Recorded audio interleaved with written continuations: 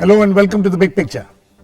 In a disturbing development, reports about the editor of the leading magazine group Tehelka involved in sexual harassment of one of his junior female colleagues has spread like wildfire in the last less than 24 hours since it came to public notice.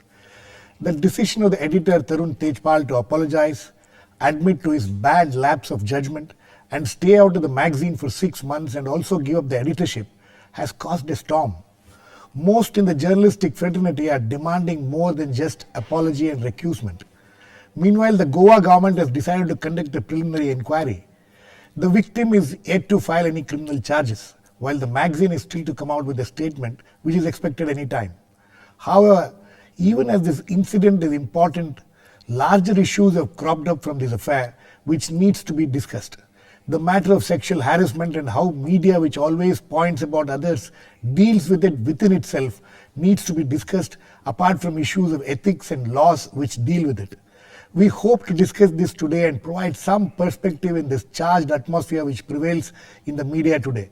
To discuss this, I have with me Nihal Singh, a veteran journalist who has edited some of the leading newspapers in the country and abroad, Smita Gupta, associate editor of the Hindu and one of the senior women journalists of the country, Vinod Sharma, political editor of the Hindustan Times, and Vartika Nanda, assistant professor in journalism at the Lady Shri Ram College, Delhi University, and also a journalist who had worked in some of the leading TV channels in the past.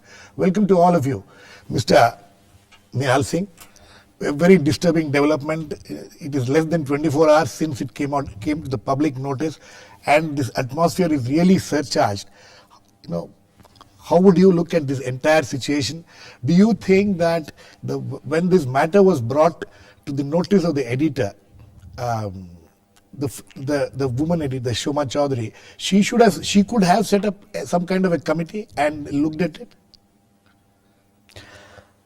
Well, I think on balance she erred, because it's not sufficient, I think, given the nature of the alleged crime, or whatever you'd like to call it, that you have accepted totally the version of Tarun Tejpal saying that, look, I'm very sorry, it is a lapse of judgment, etc., and I'll be away for 6 months as a form of self-penance. Now, obviously, that's not enough. Judging by the kind of incident that took place, which has been accepted by Mr. Tejpal himself. So I would imagine that there should be some kind of a committee or commission which would probe this and then assign a particular punishment. You think this committee or commission has to be an in-house thing, or you think it should be a larger outside the organization this committee can be set up? Well, frankly, I think the best people to do it would be the National Commission for Women. Let them do it and investigate it properly, and then we proceed from there. Because obviously, just saying it's an internal matter is not sufficient, given the nature of the crime or incident. Smita, you think that is one of the ways out? Because we have seen in the past 24 hours, it's still early time, because it's just 24, not even 24 hours since this came out in the open. The victim, we have to look at it from the victim's point of view also. There has not been, except a friend of hers speaking and saying that the girl is not really satisfied with the way the magazine has dealt with it. We don't know all the other details. You think that, if the National Commission of Women comes in, this would be the right step, because then if it has to be a criminal charge, the girl has to file a criminal complaint. I agree with Mr. Nihal Singh that it should be a commission outside the organization, and the National Commission for Women is a good idea. Firstly, because in this case, the person charged with the crime is both the editor and Exactly. the owner of the organization. Exactly. So even if you had a committee within the organization, there would always be a question mark on its, credibility. Right. And I can cite an example which I recall from one of the newspapers that I had worked in the past, where the editor of one of the publications had been accused of sexual harassment by one of his juniors. The organization set up a committee within the organization and he was let off completely. And though everybody in the organization knew what had happened. So which is why, I mean, and in that case, he wasn't even an owner or anything like that. He was an employee as much as the person he had harassed. Right. So the idea of having somebody outside the organization, I think, is a good idea. Vinod, how do you look at this whole thing? Now, the fact of the matter, one of the things which is being said, the fact of the matter is that if Tarun Tejpal had not sent this email admitting, accepting what he has done, and then, opening himself up, he has, in fact, he has self-indicted himself by sending this mail. You see, there are three aspects to this case. First of all, as per the Supreme Court directives emanating from the Vishakha versus Yes. the state of Rajasthan, every single organization has to have a committee to prevent We'll sexual harassment at work. come to this legal aspect of it. I want you to tackle this. Yes. But because we have to discuss We will discuss, we'll come to the Vishakha, we'll come to how we are dealing with this, the legality, we'll come to it. No, what I am saying is that first of all it has to be found out whether any such committee exists there. If no such committee exists there, and such committees have representation from third party, which is an NGO, has to be there. Yes. Now whether this organization has that committee. If committee is there, then the committee under the Supreme Court directive is duty bound to get a criminal case registered if it amounts to a criminal offence. Right. Now, as you rightly said, that Mr. Tarun Tejpal, by sending that email, has admitted to the crime. So it's an open and shut case Yes. when it goes to the police. And it will have to be finally settled by a court of law, not by any National Commission of Women, which can at best indict or give a report which can be taken cognizance of by the court. But finally, the investigation has to be a police organization because it's a criminal offense. And under the broadened definition of rape, Mr. Tarun Tejpal would be tried for rape. If the details which have come out are correct, then he'll have to be tried for rape. And it's a very serious offense. So I think that this matter should be immediately referred, whichever way, whether it's through the NCM or whether it's through an internal committee or whether a court takes a suo motu notice and on a private complaint and they register a case. But it will have to be investigated by the police and thereafter it has to be adjudicated by a court of law. Vartika, you have worked in various organizations. You have been a reporter yourself. You have been a journalist yourself. Now you are teaching young girls who are going out and who must have already, with whom I'm sure you're also in touch with those girls who have gone out and are working outside. Yes. How does a girl who finds herself in this kind of a situation, how will she have to react now? Because this particular victim, the girl in this case, the entire onus seems to be on her. Will she go and file a criminal complaint? Can she do it, depending upon the circumstances in which she finds herself in? So, let's try to look at it from the victim's point of view. See, when I look at it, I find one thing very, very surprising apart from other things. On the one hand, a serious crime has been committed. And on the other hand, Mr. Tejpal is also dictating his terms that, I'm resigning from my position for the next 6 months. Now, when a crime has been committed, the court of law should decide what should be the punishment. The person who is supposedly accused cannot dictate terms like this. Secondly, in the last 11 months after Nirbhaya case, we would all remember that number of bureaucrats, number of politicians said lots of things which were extremely unparliamentary, which were gender insensitive. And we all remember last week what happened. The director of CBI also said that, if you cannot stop rape, you just enjoy it. And nothing happened. Now, by doing all this, we are setting very, very wrong examples. We are trying to tell the youngsters, one, anything is possible. And number two, one can get away with anything. And I think we should all collectively now think about it and also pressurize the government to act. No, I'm asking you from the point of the victim. How do you think she should go about now? It has become a huge high-profile case. It's going to whatever is going to happen from now onwards, luckily so far, her identity is still not out in the open. At some point of time, it may just happen. Yes. So how is she going to deal with this? I think as a woman, her journey has started from today, because there are many people who would be interested to know who she is. Yes. And this is very, very alarming, and this is disturbing, because for a woman, her identity is very important. Number two, defamation also starts. Now in this case, at least it's a clear-cut case. You know, there's on one side there's Mr. Tejpal, and on the other side there's this accused. Girl. Can we imagine? Victim, There's this not victim, accused, victim. yes. And can we imagine, in many places, in many circumstances, many cases, the name of the victim, the name of the accused is also, we don't know it very We don't openly. know it. Here it's And defamation starts. Yes. So and the third point is, in the industry, the media industry itself, my only fear is that she shouldn't be painted. She shouldn't be painted like a victim.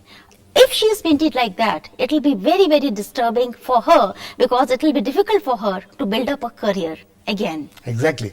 Mr. Nihal Singh, how would they, how should, like Vinod was talking about, this Vishaka guidelines and things like that. In this particular case, whereas as Smita was rightly pointing out, it's a curious case, it's the owner editor. So, we have a committee or things like that, it's going to have problems. That is on one side. Second is the future of the victim. How is the victim going to take up this matter? And how is she going to deal with it? Don't you think all these things are very, very serious issues which doesn't have easy answers?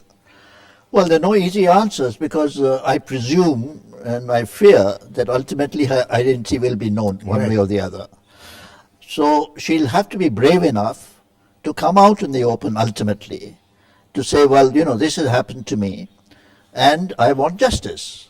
So in that sense, I think she has few options in real terms, because now it has become a big public issue. Right.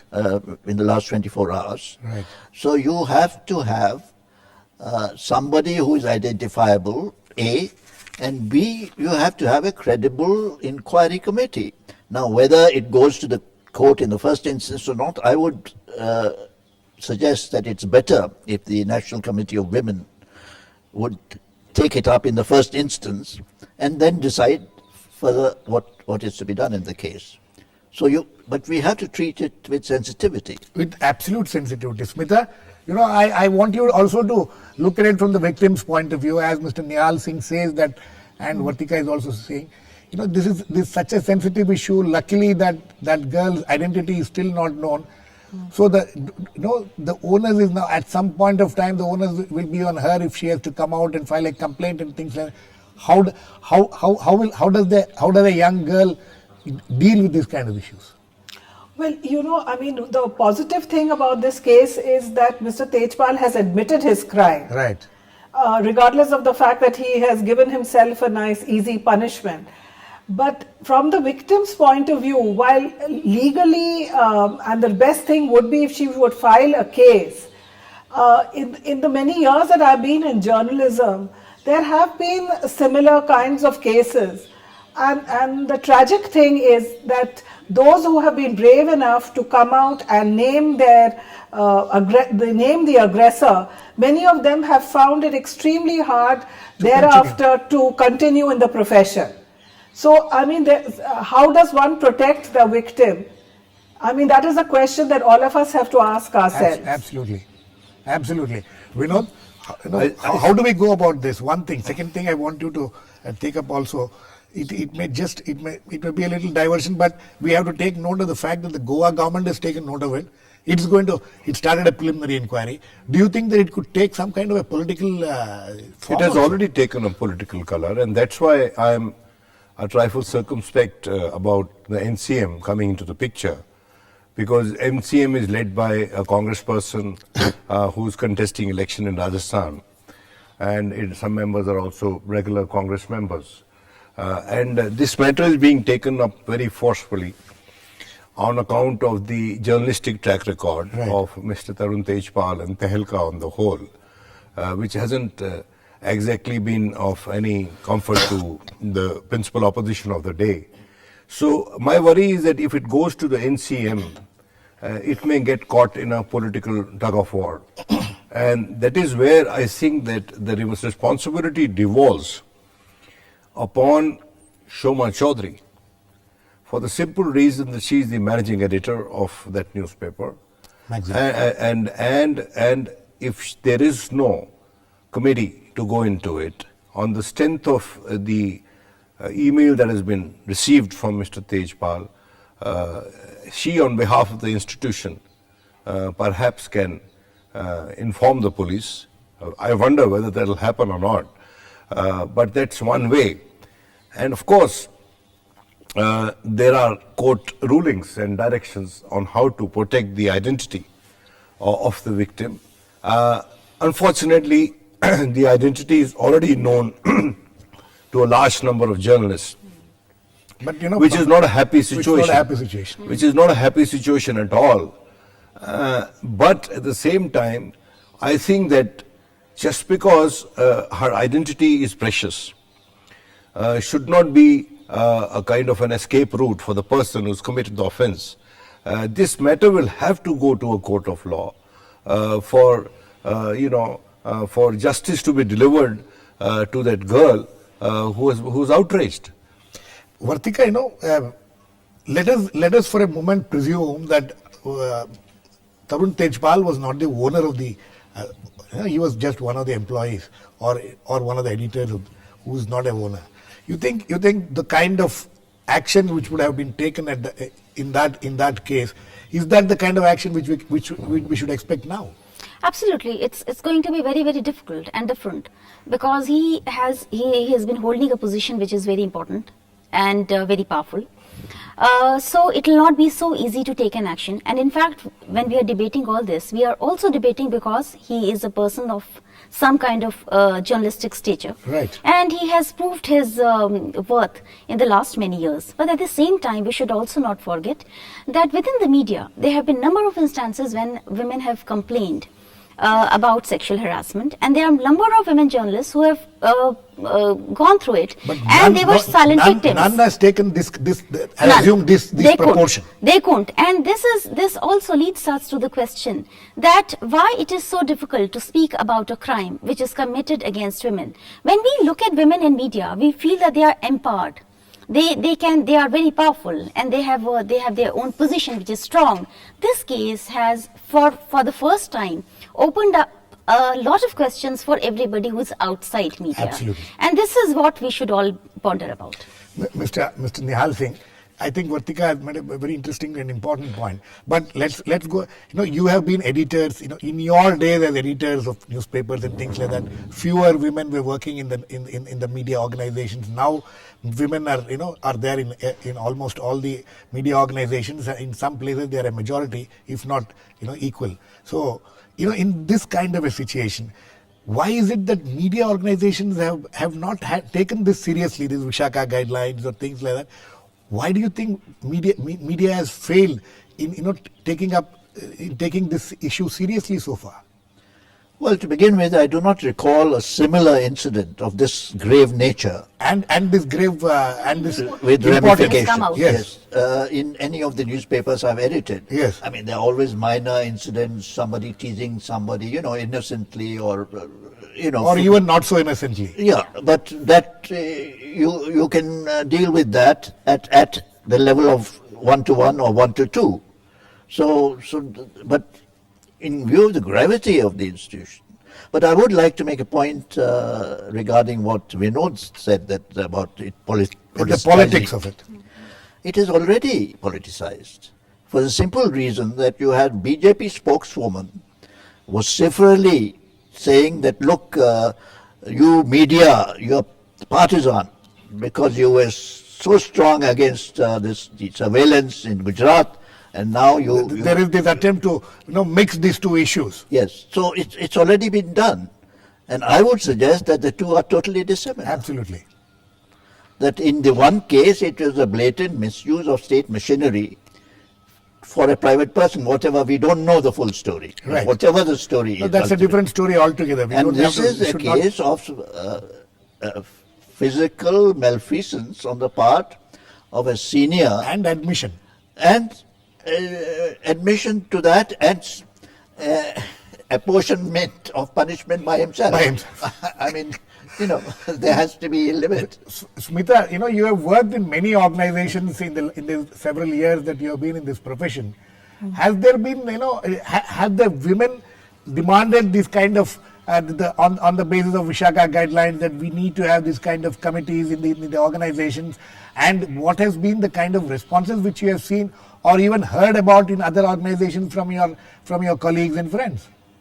I just earlier mentioned that at a newspaper that I had worked at Yes, earlier, that is one. So I don't think the problem is that, especially in the well-established organizations, you do have such committees. The question is that, the people who commit such crimes are always people who are in power. Often organizations don't want... And those who are not very important are just, treated and sent out very easily. Exactly. And, no organization wants, bad publicity for itself. So there is a kind of tendency to hush up such, acts of, misdemeanor or worse. But what concerns me is that when it happens in a large organization or a high profile organization, as in this case, we still get to hearing about it. But the media has proliferated in the country. You go into the small little Mofussil towns, there are all kinds of little organizations. The kind of cases that you hear about occasionally from there, nobody comes to know about it. So I think this is something... Even the proliferation of television channels also Absolutely. is also a cause for great concern what happens there. Yeah, nobody knows what happens over there. So I think there is really need for some kind of, movement within the media organizations. And I don't think they should just be led by women, This is not a feminist... This is not a feminist issue. This is about abuse of power. Absolutely.